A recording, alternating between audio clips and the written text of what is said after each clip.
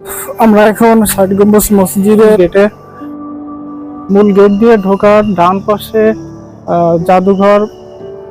খানজাহান আলী মূলত যে জিনিসগুলো ব্যবহার করতেন ওনার সময়ে ওই তার কিছু প্রাচীন নিদর্শন ওই জাদুঘরে সংরক্ষিত আছে। আর বাম পাশে কিছু দূর এগিয়ে আছে ষাট গম্বুজ মসজিদের মূল গেট। প্রায় কাছাকাছি চলে এসেছি সেই মূল গেটের। এখন দাঁড়িয়ে আছি মূলত যেই মূল গেট, এই গেট দিয়েই প্রবেশ করতে হবে মসজিদের যে ভিতরে। ওই এখানে অনেক ছেলেপেলে কাজ করতেছিল।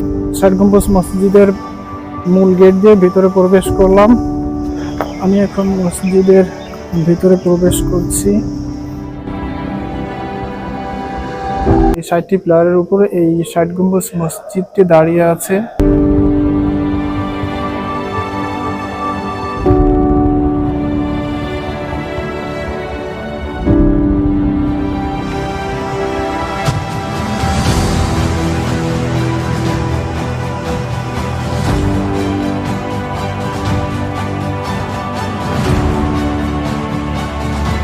এই মসজিদটা মূলত সম্পূর্ণটা পাথর দিয়ে তৈরি। এই মসজিদে সব সময় এই মসজিদে কোনো ফ্যানের কোনো ব্যবস্থা নেই।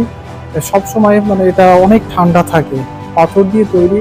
আর এই মসজিদের যে দেওয়াল, আমি আপনাদের দেখানোর চেষ্টা করছি। এই যে দেওয়ালটা, এই দেখেন, এই যে দেওয়ালটা, এটা কিন্তু সম্পূর্ণটাই চওড়া, প্রায় ৮.৫ ফিট চওড়া এই দেওয়ালটা। মানে সবসময় মসজিদে ঠান্ডা থাকে, কোনো ফ্যান অথবা কোনো এসির প্রয়োজন হয় না মসজিদে। যে প্রাচীন একটা মসজিদ, এই মসজিদটা মূলত নির্মাণ করা হয় ১৫০০ শতকের দিকে।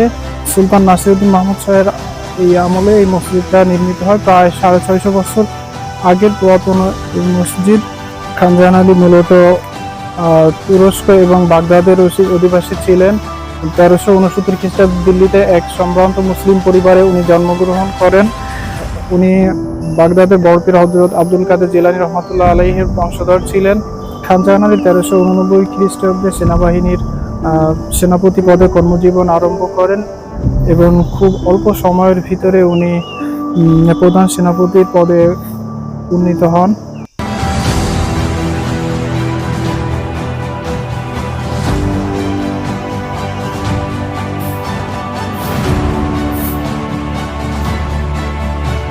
মসজিদে একত্রে প্রায় ৩০০০ মানুষ একসাথে নামাজ পড়তে পারে। আর মসজিদের ভিতরে আপনার ঢুকে ডান পাশে মহিলাদের জন্য নামাজের ব্যবস্থা আছে।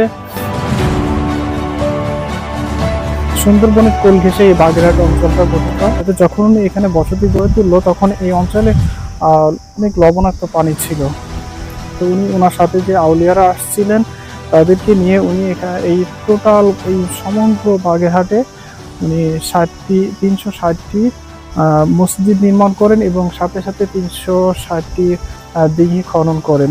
এই দিঘি খনন করার পরে এই অঞ্চলে মিষ্টি পানির যে অভাব এটা দূর হলো।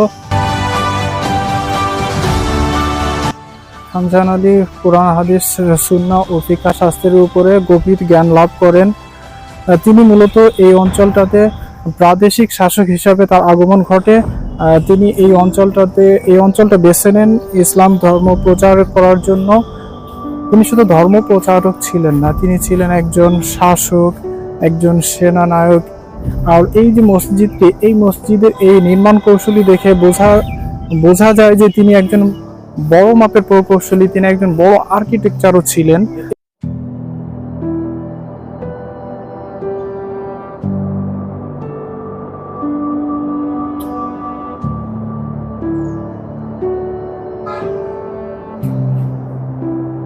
এই যে দেখা যাচ্ছে যে ৭টি সারি, এই ৭টি সারি, প্রত্যেকটা সারিতে ১১টা করে গম্বুজ আছে, মোট ৭৭টি।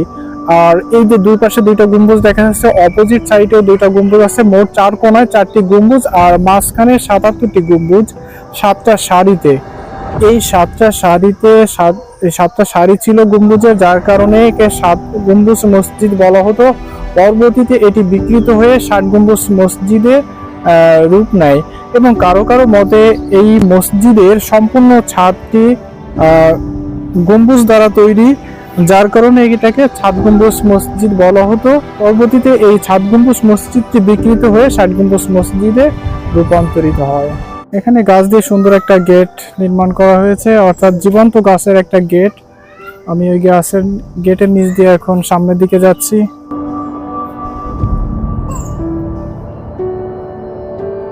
বাংলাদেশের যে প্রাচীন মসজিদগুলো রয়েছে, সবচেয়ে পুরাতন যে মসজিদ তার ভিতরে এই ষাট গম্বুজ, বাগেরহাটের এই ষাট গম্বুজ মসজিদটি অন্যতম একটা পুরাতন মসজিদ। প্রায় 600 বছর আগের নির্মিত এই মসজিদটি এখনো অক্ষত অবস্থায় দাঁড়িয়ে আছে।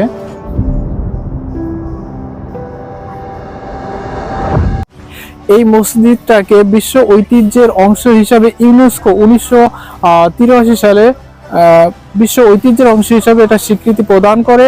তারপর থেকে এখানে অনেক হাজার হাজার দর্শনার্থী ভিড় করে পৃথিবীর বিভিন্ন দেশ থেকে তথা সমগ্র বাংলাদেশ থেকে এখানে দর্শনার্থীরা এই মসজিদটা দেখার জন্য আসে।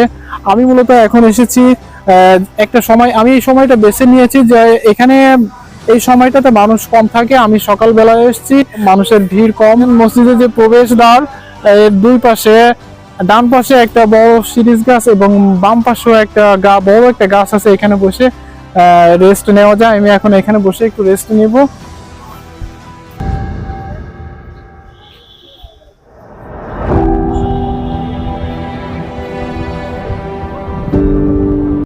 মসজিদের এই যে চারপাশে যে বড় বড় চারটি গম্বুজ, এই গম্বুজটা মূলত ওয়াচ টাওয়ার হিসেবে ব্যবহার করা হতো, যে দূর থেকে শত্রুরা কোনো আক্রমণ করে কিনা সেটা এই ওয়াচ টাওয়ারের মাধ্যমে দেখা।